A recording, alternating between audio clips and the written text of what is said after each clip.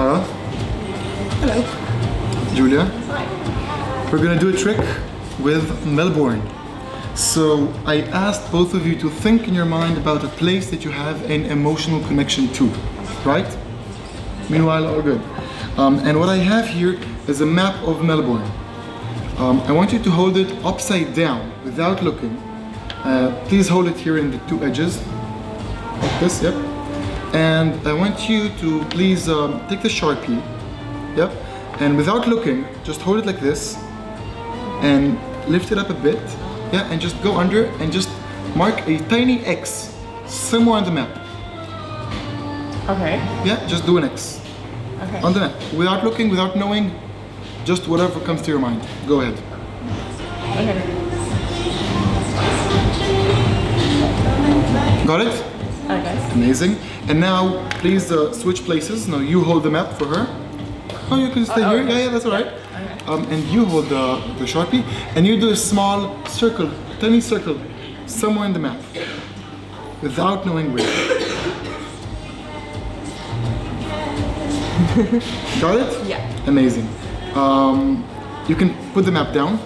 You know what? Sign it so you know I can't switch it or something. Sign the map so we know that everything is legit. And you both, yeah, great. And you both have locations in your minds, and you both did markings on the map. And I want you, please, to I'm gonna put that aside to mark the places you had in mind. So before you do, please say it out loud and mind that I don't do anything with that map. What are the places that you chose? 408 Lonsdale Street.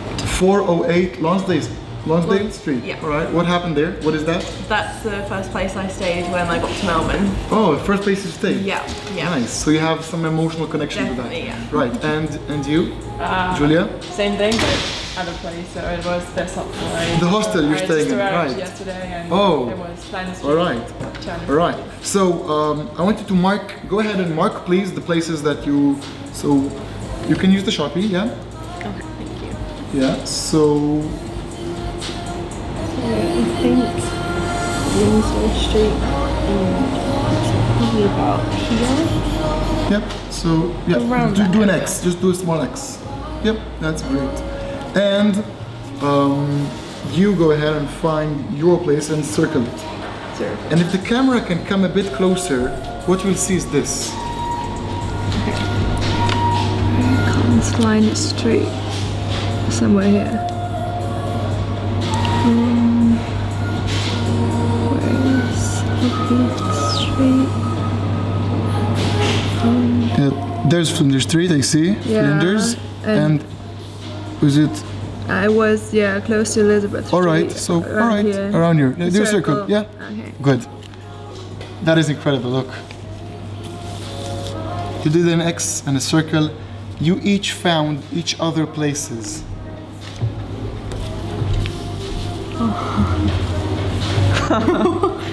No. What? Oh my gosh. Wow. Not bad. Oh my gosh. Okay. It's crazy. Oh my gosh. Yeah, you did it. Yeah. Oh, okay. I wasn't expecting that. Well, applause. Well done. That's crazy. Thank you all very much. Thank you.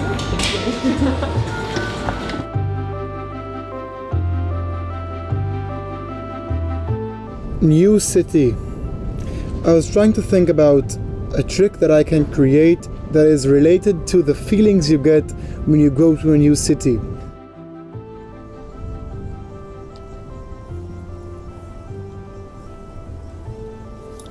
The sense of overwhelmment, that feel of overwhelmment that you have no idea where to go and what to do first and what's the best things to do around here.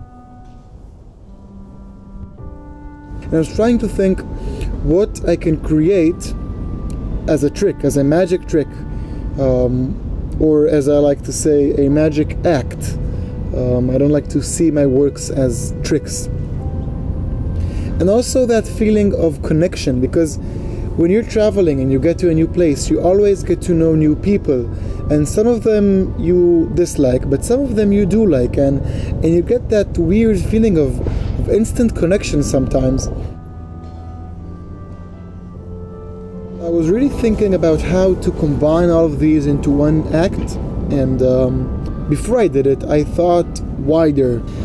So I thought I have sightseeing, all the landmarks, that sense of foreignness, maybe using a map, because a map is a very touristic thing. I thought of it as something that resembles like the entrance to a new place, to a new city. You have to use a map, you have to get around. So when I thought about a map, the things that came up was maybe X marks the spot, and explaining when you teach someone or when you ask directions. I was thinking about the sense of wandering. And then when I went down to actually write the act itself, I was thinking more specifically about what I want to include in it. I thought using a map is a really good idea because it also resembles this entrance of a new place. So a map does really offer me a wide range of possibilities that I was very intrigued to explore. So the first decision was, in the new City Magic Act, I want to include a map. Maybe a participant will choose a location. The important thing for me was inspiring a feeling of exploration and overwhelmment. So this overwhelmment that when you go to a new place, you don't know what to do. There's so many possibilities, so many things that are possible. I just thought it's a good thing to include in the act. So maybe a lot of things should be happening at the same time. So like, maybe I would use more than one person, and maybe more than one selection would be made. So a lot of things would be going on at the same time to create that feeling of overwhelmment and this uncertainty of what's going to happen, together with that feeling of I know where I want this to go. It's a weird combination of both uncertainty and sort of hope. I thought maybe predicting a location. So maybe I will think in advance of a location and I will try and predict someone's choice.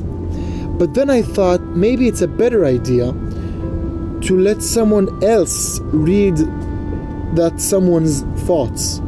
So that not only I use more than one person for my multiple selections, I also can use it to create that sort of connection I was talking about.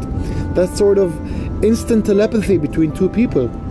So maybe each of them would think of a place, and then each of them would mark a place unknowingly on a map, maybe blindfolded, or maybe when the map is upside down. I don't know how yet.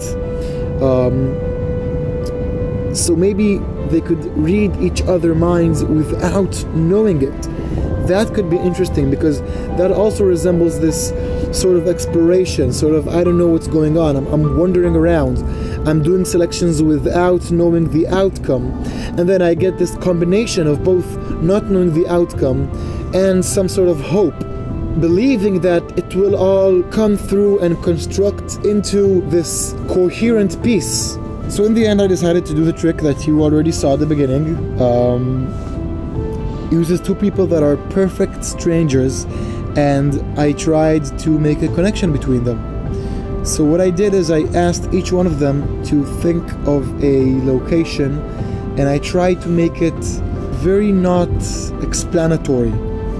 So I was trying to let them figure it out by themselves. I tried to minimize my explanation. They kind of get the sensation of I want this to happen, I want this to succeed, because now they understand what's the role of the second map and why it was there all along. And then I turn over the upside down map and they see that they actually found each other's locations, and they were amazed. They really had fun. They didn't think they could do it. And this is the exact process I want them to go through. This idea of I don't know what to do, I don't know what to choose, I'm doing this unknowingly, and then it all kind of materializes into a successful procedure.